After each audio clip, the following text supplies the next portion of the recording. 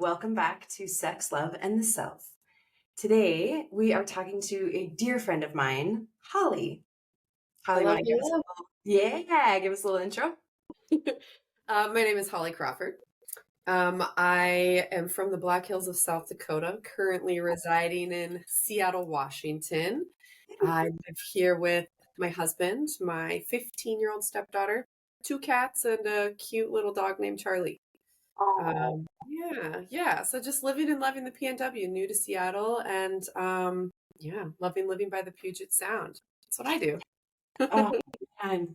That just sounds like such a narrative setting. You know what I mean? Like, let's just write a storybook while you're there. I cannot believe that Oh, your stepdaughter is 15. she just turned 15 last week. Little Gemini queen. Yes, she Wow. and yesterday was the last day of freshman year. So summer has begun. I believe she's still in bed sleeping in, as you should do when you are a 15-year-old and you just finished your first year of high school. That is Yeah. incredibly appropriate. Yes. I love that parenting approach, if I can call it that. That's so beautiful. Like, yes, Yeah. that's exactly what you should do. Yeah, absolutely. That was So our instruction last night before bed. We expect not to see you before noon. Get some sleep. that's Perfect. fantastic. So how long have you and Pete been married? It will be 6 years at the end of this month. The 24th will be our 6 year wedding Wonderful. anniversary. Oh my God. Yeah, That's yeah, 6 years. Which I think maybe that was the last time I saw you was at our wedding. Yeah, it's been a yeah. lot. Yeah, yeah, 6 years. It just like goes by so quick. Goes by so quick. How is that real? It just feels like, a couple years ago, not, I know. half a decade, more than Yeah, half a decade. 6 whole years. Yeah, I know. Yeah. It's crazy. It's crazy. So I wanted to mind you today. So for people that are listening that are normal subscribers or listeners, whatever, to the podcast, this beautiful soul in front of me is in one of the relationships that I have admired from outside more than perhaps any other for such a long time. And in part, I think it's because of the depth of authenticity of their happiness that you just shines out of them all the time. So that's part of the reason I was so excited to talk to Holly. And I want to hear the whole story now because I really never have. Like, how did you guys meet? Well, Pete and I met through work. And it's, a bit of an interesting beginning, as is anything if you get involved with people that you work with. Um, I remember seeing him for the very first time. He came into the bagel shop that I worked at. And in full transparency, he was dating a friend of mine at the time. And Okay. they came in to get breakfast at this place I'm working, and I see him come in, and he just didn't look like he was from around there.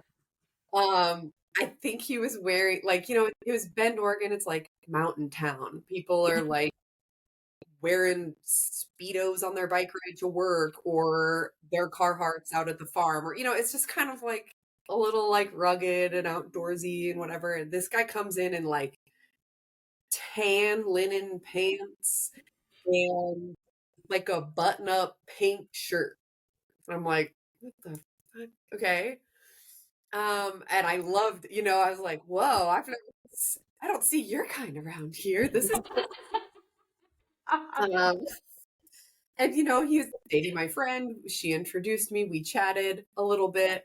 And then, I can't remember how that conversation spun. If it might have ended there. We met and I didn't see him again after that. But I did see him again at a music event in downtown. There was like an outdoor summer festival, and I ran into him with his girlfriend at the time again, and a bunch of other people. We're all just connecting. And I was introduced to the concept of a company that was being formed and built at the time called Lunchbox Alchemy. And this was a new cannabis company. A bunch of people that I knew were kind of forming this company together to make these edibles and extracts. It's a new market, things are exciting. And someone had mentioned to Pete that, oh, Holly's a really great writer. Maybe if you need any assistance with branding or your website or stuff like that, because he was about to come down from Seattle to Bend to take the position of the CEO. Oh, So he's like, yeah, should talk about that. Definitely want to connect you with our marketing team and blah blah blah. It's like, sure, sounds good. We can talk about that. So I ended up getting introduced to the founder of the company a few weeks after that. He hired me on the spot. And it was just like such an exciting thing, right? Like I get to go work in a creative field, get out of the restaurant industry, which I loved, always have loved working in food service. But, I was in my late 20s. It was an opportunity to like flex my skills in an industry that I desperately wanted to be a part of, like yes. I moved to the West Coast to work in cannabis. And so aside from growing it, this was like the next step of like actually having a legit cannabis job, I guess. Right. Like a little less legit back then than it is now, but I was getting a paycheck kind of a thing at some point. Yeah. Theoretically good for your Um, resume. Yeah. yeah, totally. So Pete and I then he at the time he was still kind of going back and forth between Seattle and Bend. His daughter was still living in Bend or in Seattle with his ex-wife. So the decision to move down to Bend was not going to be an easy one for him, and he was very much trying to go back and forth as much as he possibly could. Um, so I kind of dug into the company and started working on social media and website and sales and all these things. There's so much to do. And Pete was an incredible mentor. Pete is 10 and a half years older than me. He had a long professional career, still out like fucking off, going to music festival. I mean, not that he's not doing those things too, but I wasn't grown. I was like barely starting to be a grown up, in my mind. Like I've Yes. had a professional career. I'm trying to like stay underdeveloped for as long as possible and hold on to my youth. Like I went to college for 7 years. I'm a late bloomer to growing up. So That's so he was like an incredible mentor to me. He was the best boss I'd ever have. He was just patient, kind, smart. He listened. He gave me the tools that I needed. He heard what I was saying. He listened to my ideas, and then he helped bring things to fruition that I wanted and needed to do my job better. We built together. So we were, such a key part of any kind of relationship is like what can you build and create together, or what can you come to an agreement upon. But when you can really build together, I feel like that's just so powerful. So that's where the spark started. Meanwhile, however, he's in another relationship, one that it wasn't serious. From my perspective, it was a lot more fun, and not neither's. Keep in mind, I'm still friends with this woman that, um, so this is a very tricky kind of a situation that's starting to happen as I'm now developing these feelings for this person outside of, aside from our work relationship. yeah. It started, I mean, obviously everything I just told you, like I'm admiring this person who's teaching me so much. We're learning how to build and create things together. Our brains are kind of working on the same track. We Wow. have the same kind of goal oriented way of approaching our work. And yeah, all the while, like, we are nothing alike. Like, we are two totally different people. Like, we are as polar opposite, literally, as you could be. I mean, my birthday is October 24th. His is April 25th. We're on the opposite of the wheel. Like, we are very different people.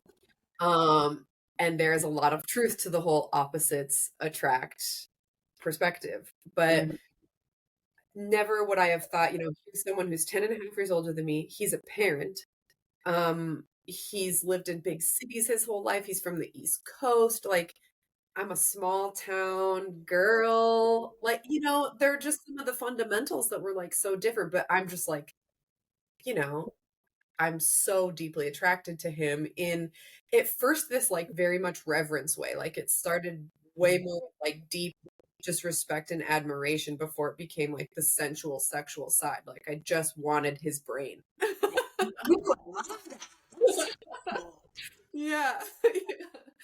And ultimately over the course of another year, I'd say his relationship with his girlfriend had kind of begun to fizzle out. There were some very tough and awkward and terrible conversations her and I had. Um, but at a certain point, I realized he had feelings for me. He was Mhm. kind of like, what if we just let's wing it? And I was like, what the fuck are you talking about? He's like, I think we could, like, I think we have something real here. I think we could do this. Um, and so there was a tough period there. We're working together. We're working with this other woman. Oh, she was working with you guys too? We're yes.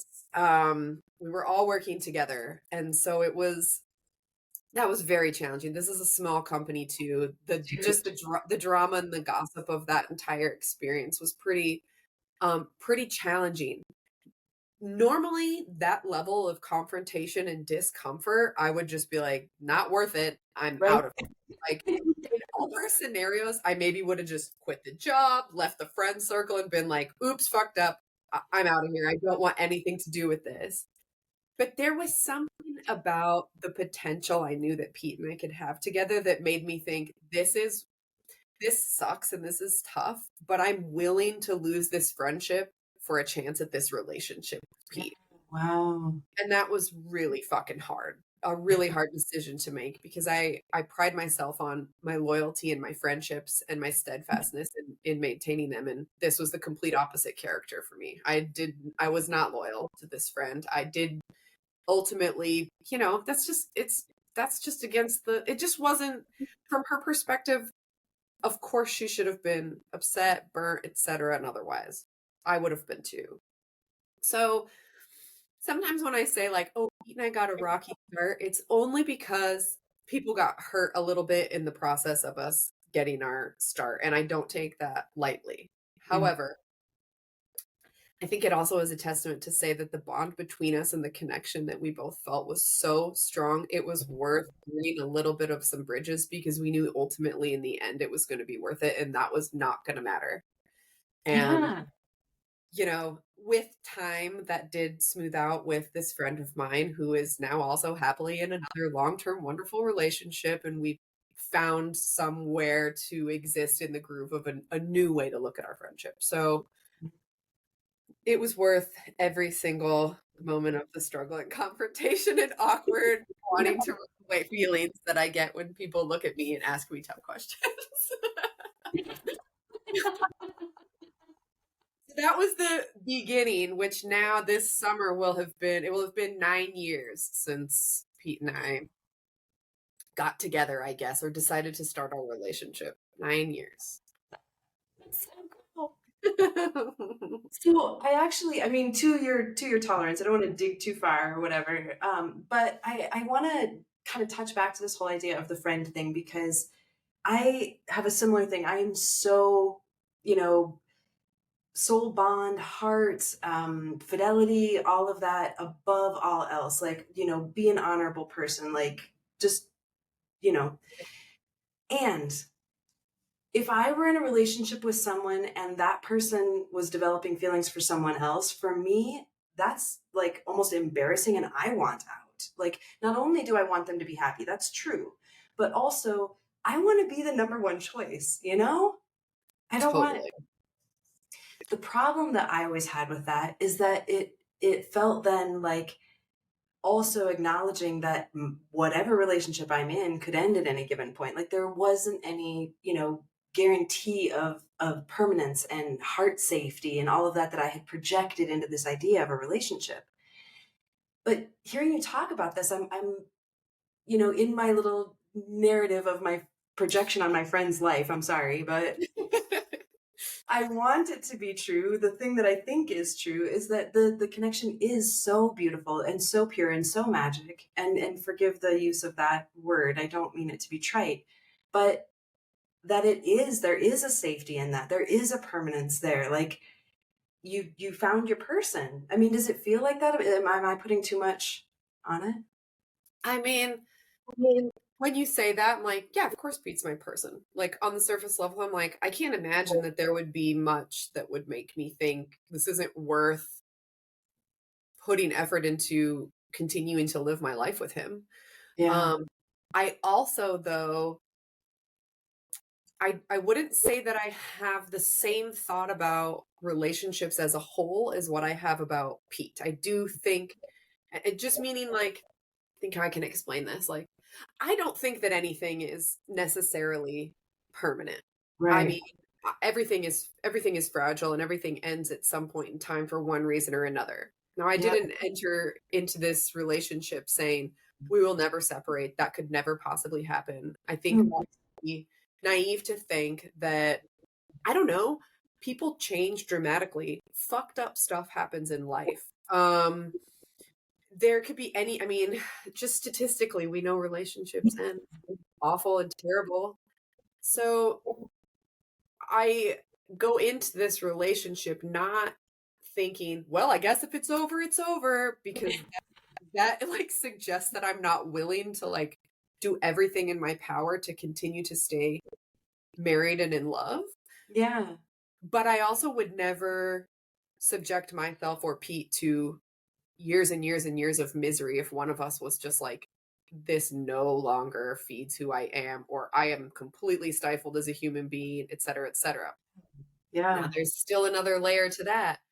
I also think people fail to realize the whole basic concept of wherever you go, there you are. I think a lot of our unhappiness or people in relationship when they're like, I'm completely discontent, a lot of times I think we fail to see what it is about ourselves that we're discontent with, and we're quick to Yes. blame on another person, which is why I think we cycle through a lot of the same lessons in relationships, date some of the same people, have the same traps and pitfalls. So I try to be aware of all of those types of things too. But I think part of the difference in why, you know, why I decided to marry Pete, because I never really had considered, wow, yeah, I really want to get married. Wow, I can't wait to get married. That was not really like my bingo card for life. It was like, I don't know, does it matter? Love that in Um, that. Yes. yeah. But I wanted to marry Pete because uh, so many of the pieces were so perfect. And honestly, a lot of our puzzle pieces keep coming together over time. So, for example, like nothing's ever been off the table to talk about. There's no subject that is taboo. There are subjects that are comfortable.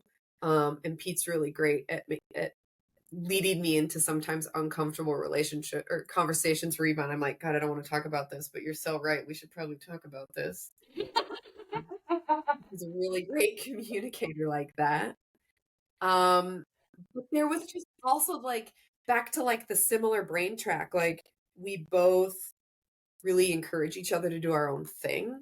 Yeah. We value space. We're not the type of couple that's like, we can only take trips with each other or we never spend a night apart, or, like, please go do your thing. I can't wait to go to Germany this summer with the gals and not, just like do our own things and that's healthy and good for us. Yes. It's not a possessive, jealous relationship. I've never been like, who are you texting? There's just none of that Mhm. stuff exists. There's none of that worry about those types of things. You know, we sleep in our own bedrooms. That was something that came up a few years into our marriage after probably when I was like, what do you mean we can't sleep with multiple dogs and multiple cats in a 90-degree room with the windows open so the sunlight comes in?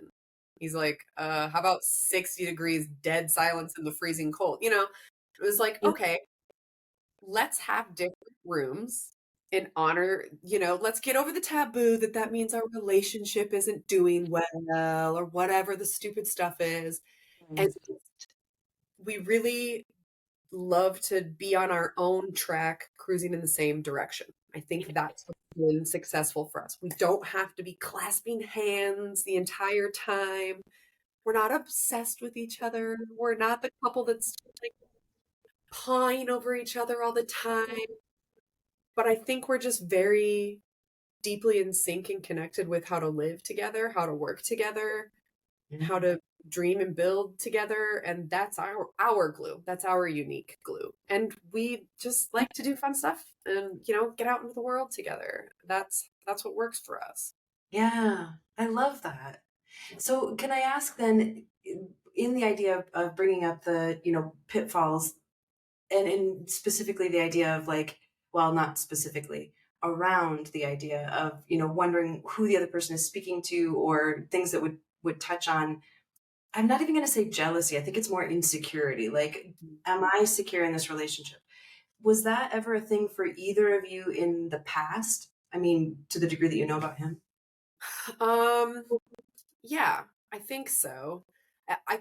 For him, yes, that was an issue in his previous marriage. Um, I won't speak too much about that, but yes. And then personally, I mean, I've certainly been here's the thing, I think I've been very naive. I've found out, multiple times that after the fact of after having broken up that maybe my exes had cheated on me, and I was like, "What? Yeah, How right. dare they?" They have. Yes, yes, yes. I think maybe I've been very naive in that, regard. So I've never been extremely paranoid about stuff like that. Now, I've also been a cheater. I've been a cheater in multiple relationships. I'm a repeat offender. I have completely done that in the past. Usually in those times when like I a relationship has far surpassed its lifespan and it's Yeah. either too scary to just get out of it, or maybe you think there's something left, or all those things that happen when you just want to save it. And then what Yes. do? You find this comfort or this missing piece that you lost in your relationship somewhere else, whether it's emotional or physical or whatever it is. And, you know, when when Pete and I got together, especially since, you know, it kind of came at this tricky time of him parting this other relationship to be with me, Yeah. we just wanted to get really clear about the fact that, listen, if there's a point that, hey, there's a wandering eye, or I'm feeling like this isn't enough, or just whatever the thing is, it has to just be a non-judgmental conversation. Like it has Yes. to be there. There can't be any deal breakers when it comes to the conversation. That doesn't mean like, sure, anybody can open up the marriage, or yes, we can bring other people in, or whatever. That's not necessarily a go-to response, but it means that any conversation is allowed to happen. And honestly, I think just knowing that gives you such an insanely deep peace and freedom, rather than like feeling like I'm a kept woman and Yes. forbid I look at that other woman over there, or just whatever that is. And so there's this song by Leah Isis that I love, this line that says, "Love is one when you're bound but still feel free." Ooh, I love that. I love that so much. Yeah. And it means simple things that like I never could have done in other relationships, like watching a movie and being like, damn, Ryan Gosling looks fucking hot right now. It's like, yeah, well, tomorrow we're watching a Scarlett Johansson movie, or you can have that like playfulness and knowing that each of us can appreciate beauty in the world around us, and it doesn't mean that I'm secretly, or he's secretly having some online affair. I just trust that if that were something that came up, both of us would have the courage and respect for each other to talk about it. Yeah. Yeah. That's I think that's so cool. So that kind of leads into one of the other questions that I have had about this, and that I love your mug, by the way. I just had I to. thought it was perfect.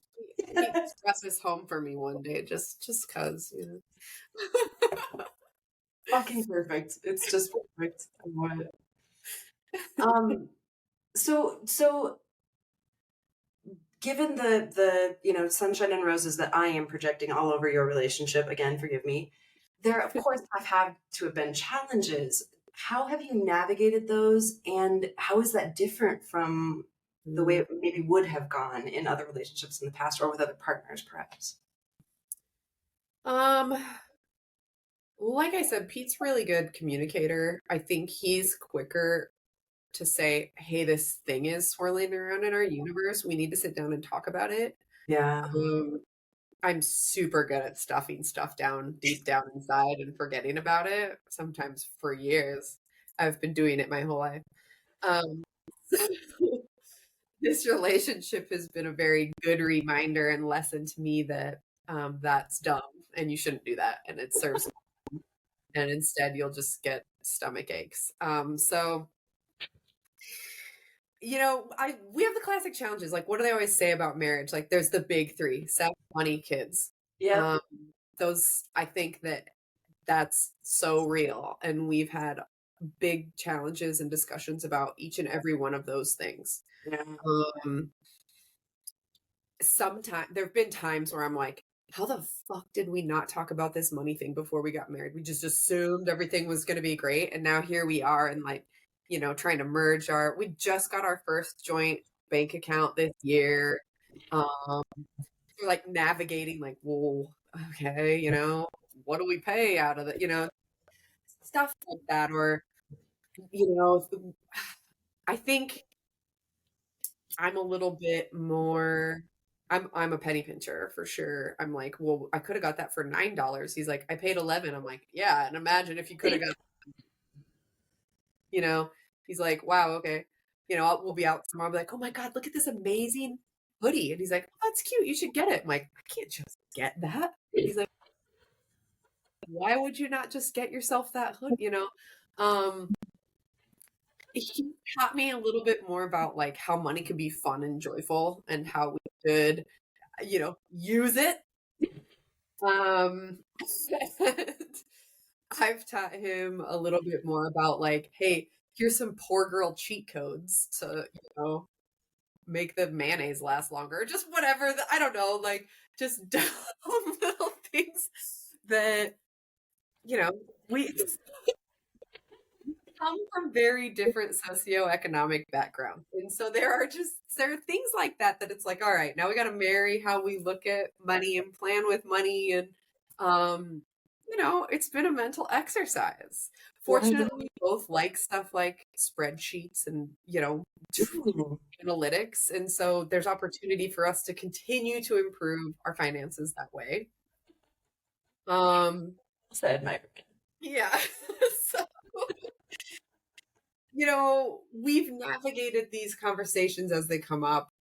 And I think we argue well. It's almost like we set aside the time to argue, I guess you can say. Set aside the time to do the thing that sucks. And it's him. He's always the one that brings up the tough stuff. He's the leader about that type of stuff. And I'm really grateful for that because were he not, I would just stew. And I think what I've done in past relationships, if I can't control the situation, I just stew on how it's not going my way. And then that's where the seeds of discontent start to grow. And then that's why the relationships burn out and die. Yeah.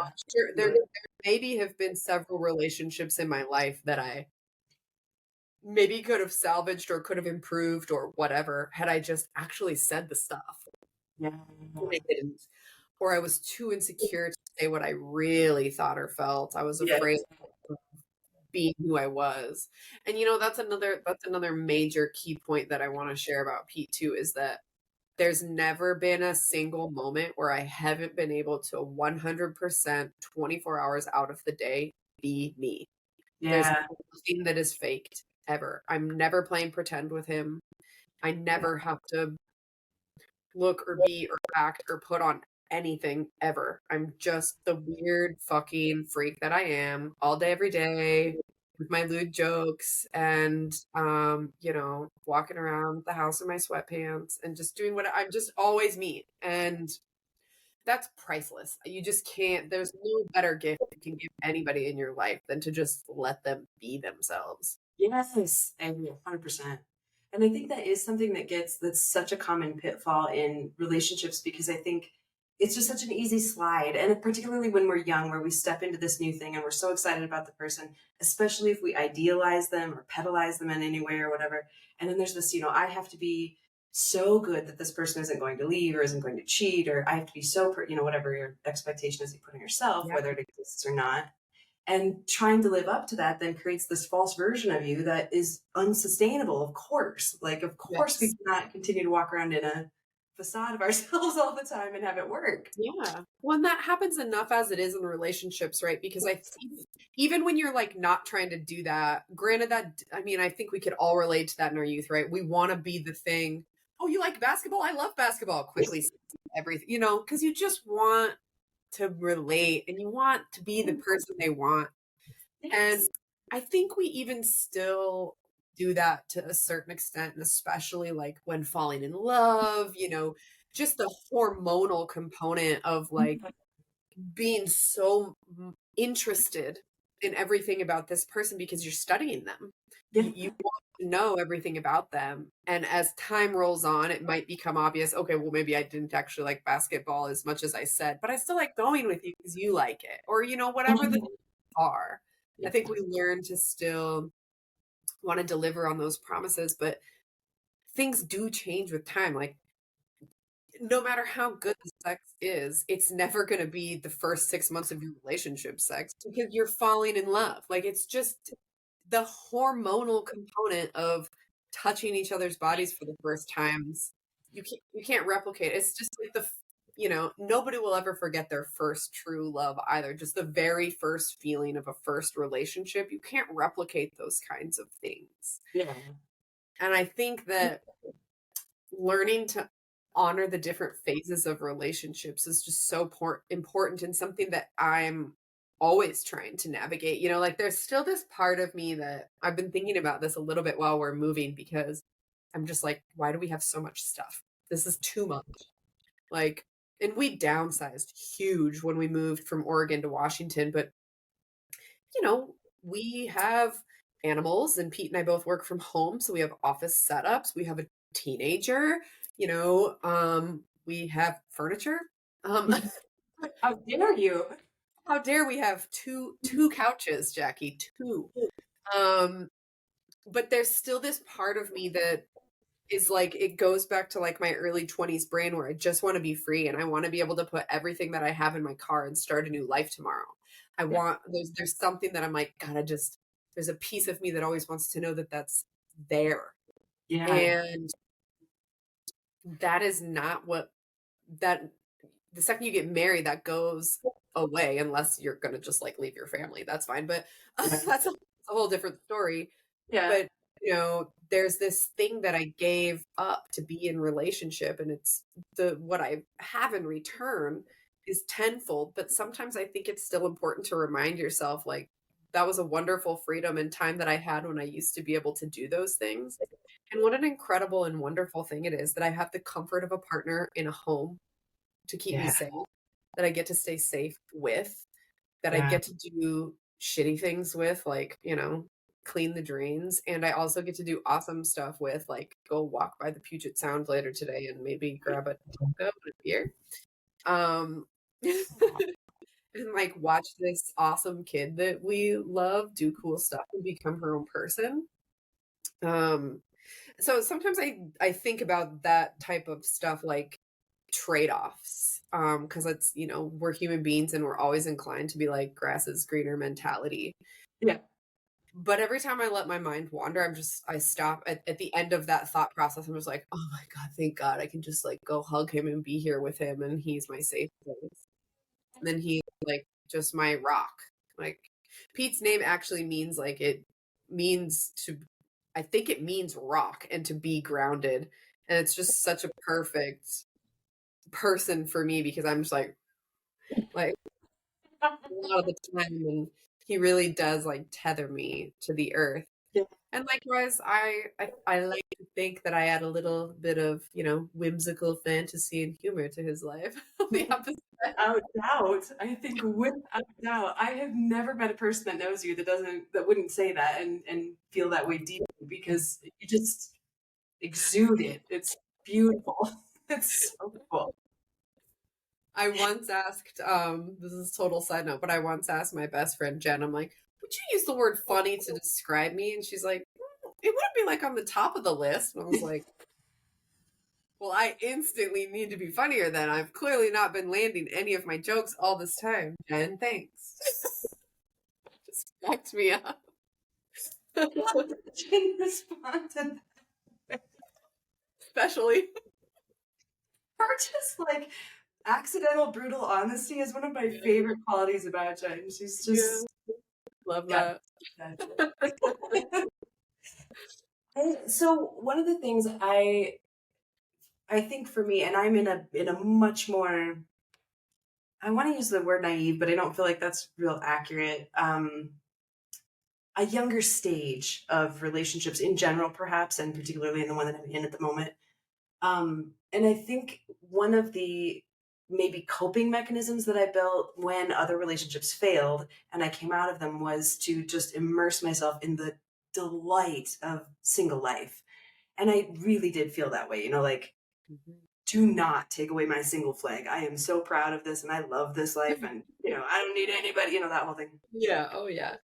And so as I was trying to, open up and let somebody else come into my life in a real way again, one of the things that I choose to try to make happen with him is that I give myself the thing that I think I want, like the time alone, Please go home and visit your family for a few days and let me have the house and the remote control and the refrigerator and all of the shit to myself. Like just Mhm. give me a couple of days.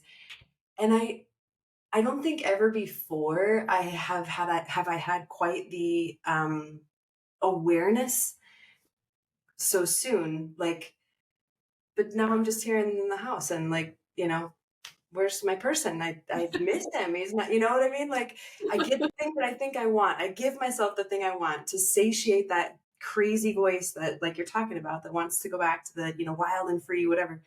Mhm. And as soon as I get it, there's this, like, yeah, this is great. Also not the perpetual reality that I want to try to cultivate or continue. Like I think that's um Yeah. a There's way definitely ways for both of those things. And that's, again, I love being able to have that. I think Pete almost sees it more than I do. I went to the Oregon coast last weekend with some girlfriends to go whale watching. And I cool. wasn't gonna go just because we're moving this weekend, and I was like, "You can't leave the weekend before we're moving." I've packed box of rocks. That's like not good enough contribution. Um, but I've had some changes with work lately, and there's just been some stuff that's been stressing me out. And he was like, "Please, for the love of God, go." Like, well, it's gonna cost this much, and I'm gonna be gone for 3 nights. He's like, "Get on the train. Let me like, here's my Amtrak number. You should really, really go." Um, he's my biggest cheerleader in me taking care of myself and having alone time, and that's just like so valuable to me because I know he sees that I work hard and all the things that I think I inherently do as somebody that just loves being home and having a tidy place and all this work and etc. Yeah, yeah. So again, I just always remind myself, like, God, I'm grateful to have that. Saw this thread a while back that was like someone posed a question of um, something about like, would you take a vacation by yourself or just with friends or blah blah blah, or do you only vacation with your spouse? Something like that, like asking people how they approach vacations.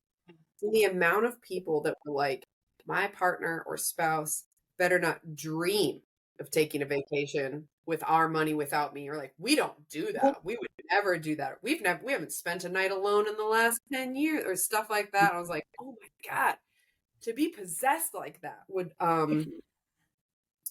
would kill a relationship for me before it started. It's just back to the knowing that you have freedom, I think prevents you from wanting to wander. Yes, yes, yes, yes. I agree completely. And I don't want to pretend to know what's right for other couples by any means. I Yeah, right, of course. similar personalities, you and I, and so on. And I feel like so often when people are struggling in their relationships, it's because it has become codependent or enmeshed in some way, or like you're talking about, it's such a almost an identity crisis where there's a complete loss of self and now just a we. And I read I don't even remember what it was, but the message was that when you feel frustration in relationships or when you're pissed at your partner, take a second to consider the possibility that you're actually jealous of what you feel like they can do that you can't do. And I think Mm. that that's one of those things that also gets sort of brushed over, that like, well, my partner has the freedom to spend money, for instance, or I would allow them to go on vacation, but I won't give myself that thing because it feels wrong. I shouldn't be able to do that Mhm. if, we're in a relationship or whatever definitions we put on it. And getting rid of the label in general, I think, is useful in that way too. That when you mentioned that you guys, have your own sleeping spaces, I think that's so beautiful. I One of my favorite things about the relationship that the apartment that I have right now is that we each have our own bathroom, and I'm like, yes, Yeah. your thing, baby. I am not going in there to clean it. I'm not going in there to use it, like nothing. All yours. All Oh, yours. Yeah, there's something really magical about that, like having s- that tiny little bit of separation um and not getting your feelings hurt, like you just said about something somebody else might be able to do. Or um I went to a show a few weeks ago and I was so excited about the show. And I invited Pete, oh, do you want to go to this? This would be so cool. He's like, it's just not really like my kind of thing. You should go. I'm like, okay, cool. Or if he's like, I can't wait to see this movie. It came out. Let's go tomorrow. I'm like, I don't really care about it. He's like, okay, I'm gonna go. It's like, that's awesome. And his feelings are not hurt. My feelings were not hurt. Like, it's yes. okay that we're also like that. And, Yes.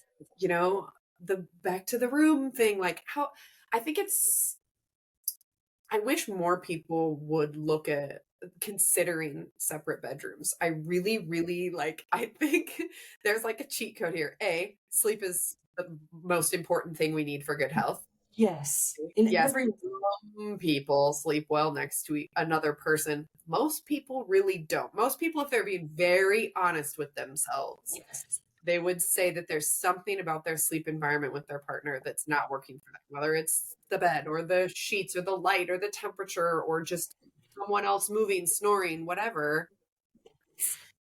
And it doesn't mean you can't have sex, people. You can still have sex and sleep in separate rooms. Even if you wake up in the middle of the night and you're like, God, I need some, they're just right over there and you could go see if they're down, and I also just there's so much that's enmeshed when you live with a partner. You share everything. Like all of a sudden they're eating cereal with your favorite spoon. Didn't get, like you're sharing everything, responsibilities, all the joys, everything that's hard and easy. How cool is it that you can just have this space that's your own to decorate how you want? I can put my little stuffed raccoon on the bed and I don't feel like an overgrown married woman with my stuffed animal on my bed. I can hang up my pictures of my family and friends that maybe would be weird in our room if it was just our room. Or, like it gives you a little bit again, if you're a type of person that likes to have independence and freedom, I just highly promote separate rooms. Listen, everybody. Yes, yes, yes, yes. And I'm going to do it right alongside you because also again, forgive the, perhaps projection or adoption of this reality, but I can see it being kind of an adventure too, like you don't retire to your bedroom that you share and then have the, whatever time that you do of intimacy and then try to roll over and go to sleep, but rather it's like this surprise that comes sneaking through your door at, whatever hour of the day or night, or it's a completely different environment. My room is this way, but his room is a different way, and I can go over there and have a different. It's like I don't know, Yeah, mini vacation or something. it's like going to a hotel. Yeah, when Yeah. my first friend back in Bend that was sleeping in separate rooms with her partner, I went over to her house. I'm like, I want to see your guys' rooms because I was just so curious about this. This was the first couple that I had encountered that was just like, hell yeah, we do. Not like, well, he snores so bad I can't, finding excuses. They're just like, dude, we just want this. And her room is like, Sherpa blankets and crystals, and there's like a little harp sound playing and essential oils, and it's just like very zen spa. His room is like a mat on the floor, all red light, like it feels like a terrarium in there. It's like, whoa. But it's just like, he's like got the pipe out and he's kind of smoking and chilling. He's like, come in, everybody relax. We all just get our pillows and we're hanging out. I'm like, this is rad. I love this. I have you guys got going on a little bit of everything. Okay, cool. It's like, I Yeah. want that. Yes, yes, yes. Well, I think it also speaks to this bigger idea of the social constructs under which we labor and suffer really and damage ourselves and our lives and our relationships and all of it because of some expectation that we're not even really aware of that's either been put on us or that we've adopted that Mhm. doesn't apply, that doesn't mean any of the things that subconsciously we think it means or unconsciously we think. Oh, totally. There's so much stuff like that that's just so stupid, or like, not that I'm not a feminist because I 100% am, but I also just hate, oh, let's just, why are you doing the dishes and he's taking out the trash? Or why do we have this division of labor? And I'm like, I actually love division of labor. We can divide and conquer. It's awesome. And these are the things I like to do, and these are the things he likes to do. So we don't have to worry about it. Like, I'm cool with that. Like, Yes. totally down with dividing our labor. And yeah, I'm going to do this thing, and he's going to do maybe this tougher thing because he's big and strong. But I don't know. There's so many constructs about relationships that I'm learning that all of that stuff is why I never thought that marriage would be fun or cool, is because of all the stupid crap you see in the media or in examples. And I'm trying to find all the ways to not look at the stats and all the ways to just break the rules and not say this is what's normal. Let's just be us. Yes. Can't we just be our normal? And whatever that looks like for us is what it looks like for us, and cool. I Because we're still gonna, like, I love my marriage and it's still hard. It's hard. do. Be in any relationship for a long period of time, whether you're with family or siblings or children or whatever. Like, when you're around somebody all the time, like, you go through all the stuff. It's a challenge. So I like to say I'm a student. I'm continually learning how to be a better wife and partner and stepmom and dog mom and cat mom and human. Are so fantastic. I absolutely love that perspective. And I think that it's so useful in breaking down those expectations or those constructs that we get put under or we put ourselves under. Because I think the study of ourselves and our joy, our pleasure, the reality of who we are as humans, the dark shit too, is the delight of being, in this particular form on this plane. And, Yeah. and instead of trying to fit in to the different, things all the time, particularly in relationships, I think there's such a like unstated social pressure to show an idealized version of ourselves or our lives, but especially in the context of a relationship. Like, we're so in love and we're so happy and we've been happily married for 45 years and, like, good for you. Mhm. And can we just be honest about the fucking hard shit? Because there has to be. It has to be. And help everybody. Yeah, yeah, there has to be. There always is. Yeah. Well, I think, yeah, an important part is just in life in general too, is continuing to find joy in as much as you can, right? Life is so heavy and crazy, like, make time for the moments of joy. I feel, Jackie, like your life is a master class in remembering to find the joy. That's something I admire about you. Very much. That's so kind. Thank you so much. I really appreciate that.